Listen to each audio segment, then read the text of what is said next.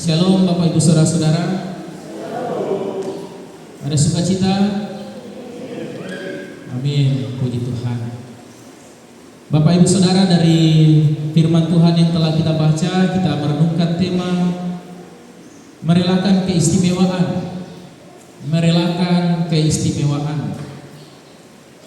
Tang umpa budai kau koran. Tang umpa budai kau koran.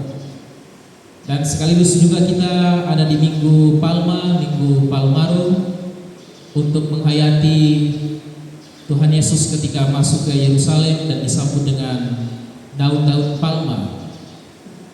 Dia disambut sebagai raja, tapi pada yang sama dia datang untuk menyerahkan nyawanya untuk disalib, sehingga ada hiasan-hiasan daun palma ya.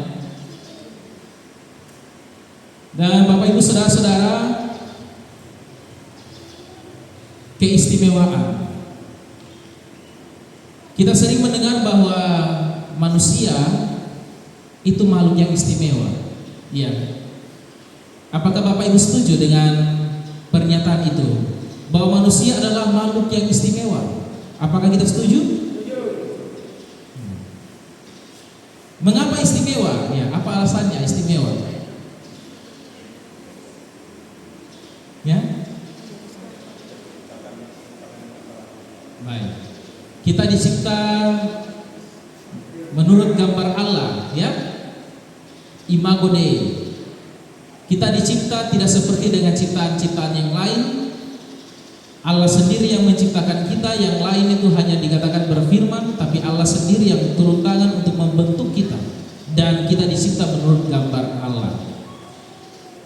Nah, Bapak Ibu, memang kita dicipta menurut gambar Allah, tapi pada kenyataannya yang terjadi juga di Taman Eden, manusia jatuh ke dalam dosa. Dan efek dari manusia jatuh dalam dosa itu tidak main-main. Manusia berdosa, karena itu upah dosa adalah maut. Sehingga semua manusia yang jatuh dalam dosa harus mendapatkan maut, harus dihukum mati, harus dibinasakan. Lalu di mana lagi keistimewaan itu? Iya kan?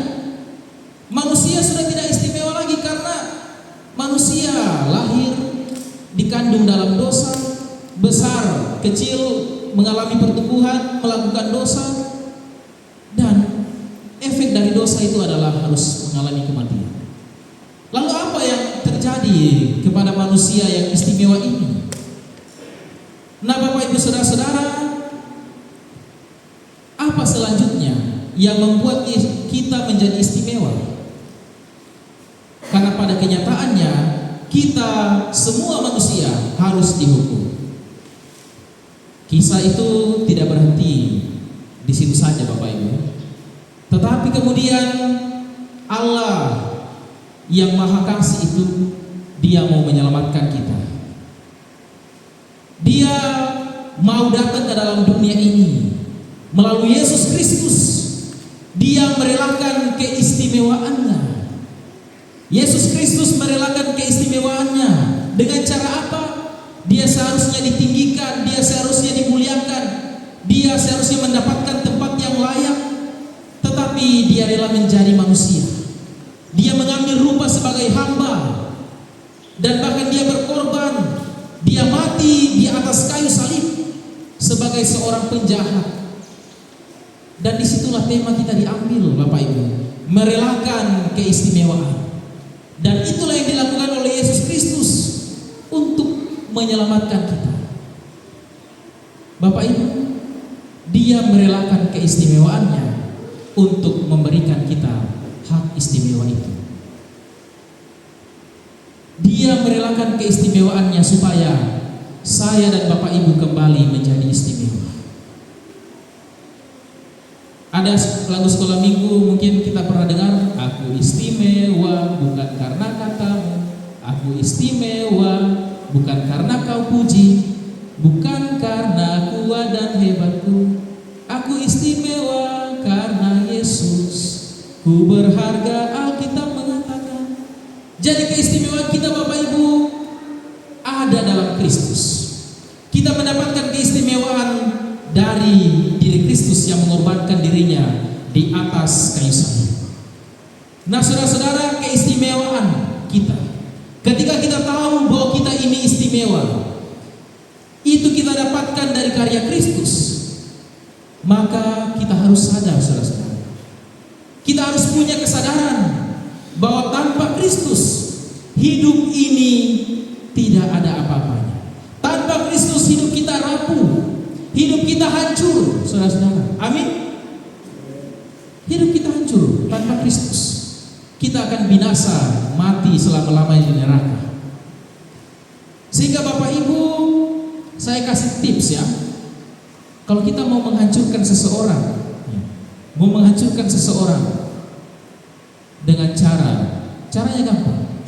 Caranya membuat dia melupakan Tuhan. Membuat dia melupakan Tuhan, membuat dia jauh daripada Tuhan. Maka perlahan-lahan orang itu akan hancur. Orang itu akan binasa. Ketika orang sudah melupakan Tuhan, bahkan orang sudah menghujat Tuhan, dia akan hidup dalam dosa. Dan dalam dosanya itu dia akan binasa, saudara-saudara. Itu cara orang hancur ketika dia melupakan Tuhan. Maka saudara-saudara, kita perlu memiliki hati seperti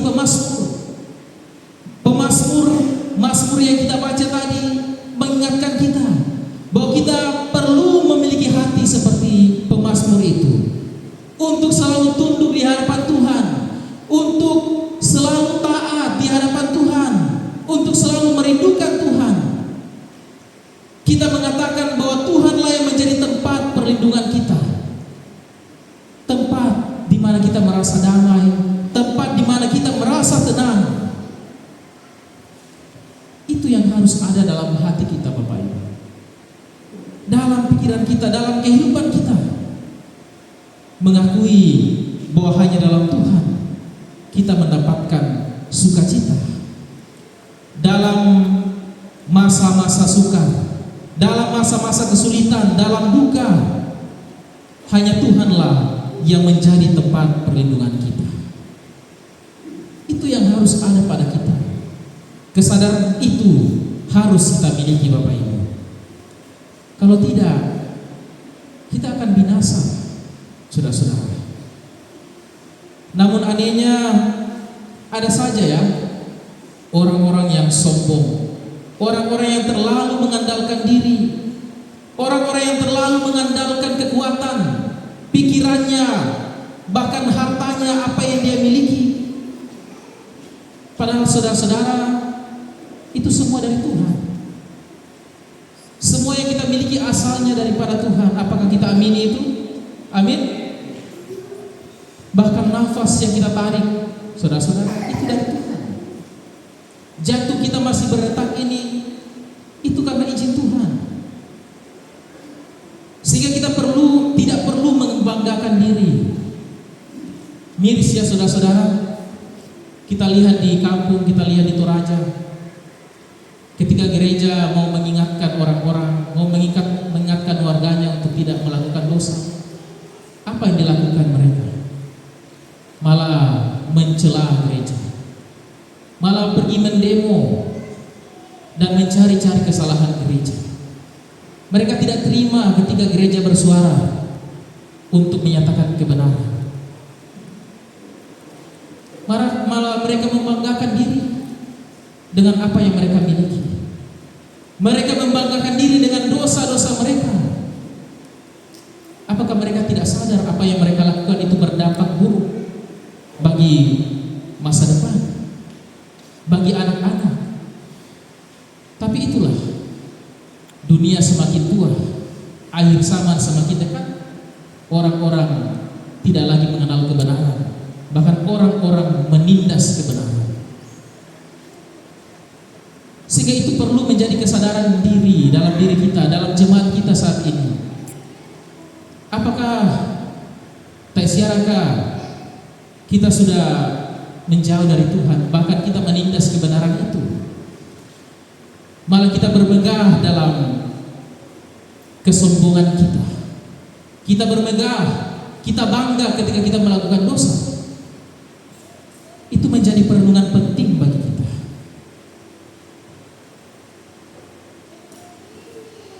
Sehingga kita harus kembali memilih untuk kembali kepada Tuhan, atau kita memilih untuk hancur secara perlahan-lahan, menikmati dosa dan mati binasa. Itu menjadi perenungan bagi kita, saudara-saudara.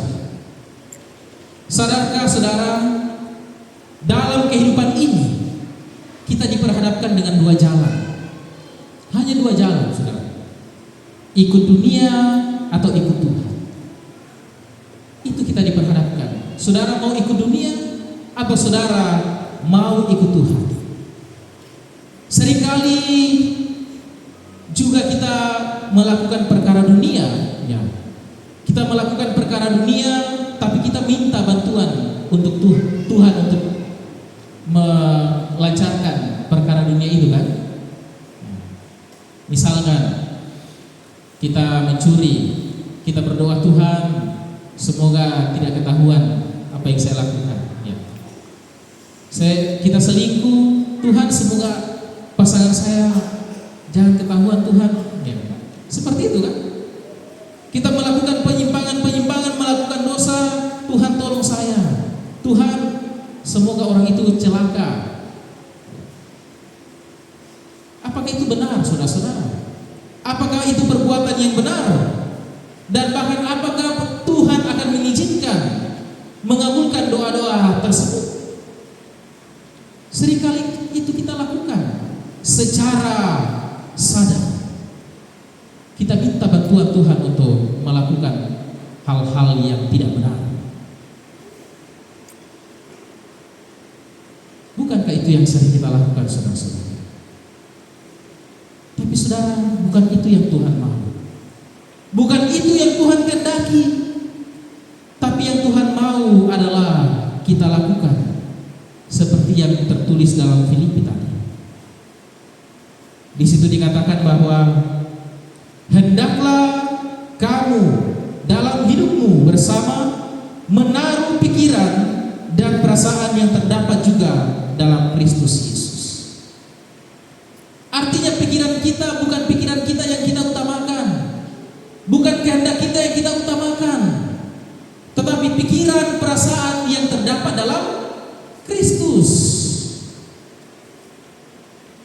Bukan kita paksakan kehendak kita, tapi kita ikuti kehendak Kristus. Hendaklah pikiran dan perasaan kita lakukan itu sejalan seperti pikiran dan perasaan Yesus Kristus. Bapak Ibu Saudara, mengapa harus dalam Kristus? Mengapa harus dalam Kristus? Karena di dalam Kristus itu semuanya memperoleh kebaikan. Itu semua membawa kedamaian, membawa kesejahteraan, membawa keselamatan. Dan lebih jelas lagi kalau kita baca di ayat yang ke-6 sampai ayat 8. Kenapa harus dalam Kristus? Di situ dikatakan bahwa yang walaupun Kristus dalam rupa Allah tidak menganggap kesetaraan dengan Allah itu sebagai milik yang harus dipertahankan, melainkan telah mengosongkan dirinya sendiri dan mengambil rupa seorang hamba dan menjadi sama dengan manusia, dan dalam keadaannya sebagai manusia ia telah merendahkan dirinya dan taat sampai mati, bahkan sampai mati di kayu salib. Itu alasannya, saudara-saudara. Alasannya adalah karya Kristus yang telah Dia lakukan bagi kita. Dan kalau saudara mau jelas lagi, mau lebih jelas lagi sikap yang harus ada pada kita, itu kita bisa baca mulai dari ayat 2 sampai ayat 4. Di situ jelas ayat 2 katakan, hendaklah kamu sehati sepikir. Sehati sepikir. Apalagi dalam satu jiwa, dalam satu tujuan. Ayat 3, tidak mencari kepentingan sendiri, tidak mencari puji-pujian yang sia-sia. Sebaliknya hendaklah dengan rendah hati yang seorang menganggap yang lain lebih utama daripada diri sendiri. Dan jangan tiap-tiap orang hanya memperhatikan kepentingannya sendiri, tetapi hendaknya kepentingan orang lain diperhatikan. Kalau kita ada dalam Kristus, Bapak Ibu, sifat-sifat ini seharusnya ada pada diri kita. Kita tidak memperhatikan diri sendiri, kita tidak egois, kita tidak mencari pujian diri sendiri, tetapi memperhatikan satu sama lain. Dan Tuhanlah yang harus dipuji dan dimuliakan. Jadi saudara-saudara, ketaatan kita pada Kristus itu seharusnya berujung pada bagaimana sikap kita terhadap sesama. Ketaatan kita kepada Kristus itu membuat kita mampu mengasihi sesama, mampu mengampuni, mampu menyatakan kasih kepada yang lain. Saya kira itu inti dari pengajaran Yesus, mengasihi Tuhan dan mengasihi sesama. Karena Kristus telah merelakan keistimewaannya, Dia hadir di dunia ini untuk memberi diri bagi yang lain. Dan itu pun juga kita harus lakukan dalam kehidupan kita, Bapak Ibu saudara-saudara. Di Minggu Palmarum ini kita menghayati peristiwa Yesus yang masuk dari Yerusalem, dan Dia disambut dengan daun-daun palem. Bukan hanya daun palem, orang-orang juga pada waktu itu menyambut Dia dengan membentangkan kain. Membentangkan kain. Yesus menaiki apa? Unta atau kuda? Keledai.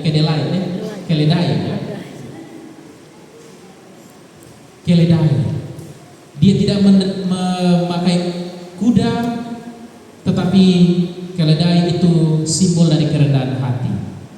Kalau kuda itu simbol dari kesombongan, keagungan, tapi keledai itu adalah simbol kerendahan hati. Dia hadir, Dia datang. Yesus dielu-elukan, tapi di satu sisi Yesus datang untuk menyerahkan dirinya, untuk mengalami penderitaan yang begitu dahsyat, begitu luar biasa di atas kayu salib demi keselamatan saya dan Bapak Ibu saudara. Dan sekarang kitalah yang menjadi penerus pekerjaan Kristus, penerus pekerjaan Allah di dunia ini. Kitalah sekarang yang menjadi generasi Kristus. PPGT ada? Salah PPGT. Kader siap putus. PPGT, anak-anak sekolah minggu, dan kita semua yang masih diberikan nafas kehidupan, kita adalah generasi Kristus yang meneruskan pekerjaan Kristus, mewartakan kerajaan Allah di dunia ini. Menjadi kader siap putus, menjadi generasi Kristus yang diutus untuk menyelamatkan orang-orang yang ada di sekitar kita, untuk menyelamatkan generasi-generasi kita dari kerusakan dunia ini, secara nyata menyelamatkan mereka dari rusaknya tindakan-tindakan sosial. Seperti apa? Seperti judi. Ya. Di sini tidak ada judi adu kerbau ya, tapi judi sabung ayam masih ada kan? Semoga tidak ada anggota jemaat yang melakukan itu. Boleh main-main ayam, tapi jangan ada judi di sana. Itu merusak generasi penerus, merusak anak-anak kita. Apalagi judi online. Itu semua barang-barang yang merusak, Bapak Ibu. Narkoba, itu barang yang tidak ada guna-gunanya. Jauhi itu. Pergaulan bebas, bahkan penggunaan teknologi yang menyimpang. hadir menjadi orang-orang yang mengawasi generasi-generasi kita. Menjadi teladan bagi mereka, bukan menjadi agen perusak. Generasi-generasi muda harus menjadi orang-orang yang dipakai Tuhan untuk menyuarakan kebenaran. Kita jangan membiarkan anak-anak kita dirusakkan oleh hal-hal itu. Menjadi contoh teladan di dalam keluarga. Orang tua, mungkin kita tidak melakukan kekerasan di dalam keluarga secara fisik, tapi kekerasan kita itu kita lakukan dengan perkataan-perkataan yang kasar. Itu membuat anak-anak kita tersakiti. Jangan biarkan itu berlarut-larut dalam keluarga kita, karena itu bisa merusak mereka. Seperti dalam Yesaya tadi kita baca, Tuhan sedang mempersiapkan saudara-saudara. Tuhan sedang mempersiapkan kita menjadi hamba yang taat, menjadi hamba